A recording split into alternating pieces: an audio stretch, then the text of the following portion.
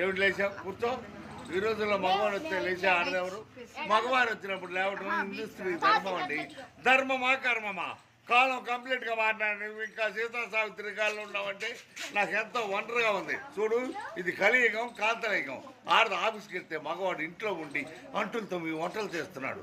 ఆడది కనిపిస్తే మగవాడు పిల్లలకు పాలించి పెంచుతున్నాడు. చూసావా, ఆడది ఆటబాంబుగా తయారైంది. మగవాడికి అర్థం చేసుకుంటే ఆడది ఆటబాంబు కాదండి, అమృతమానం. సమర్థించుకోవడంలో మీ ఆడవాళ్ళది అన్వేషణది. చా చా చా చా చా. ఏమిటి ఈ వేషం? నా వేషానికే నేను బాగానే ఉన్నాగా అని నువ్వు అనుకుంటున్నావు. బర్రె తోకలా బారెడు జడ, పోలేరమ్మలో చారుడు బొట్టు, ముసలమ్మల ఈ నేత చీర కట్టు. చా నాకేం నచ్చలేదు జ్యోతి. అయితే ఎలా ఉండాలంటారు? ఈ రోజుల్లో మోడర్న్ గాళ్ళు అంటే ఎలా ఉండాలో తెలుసా?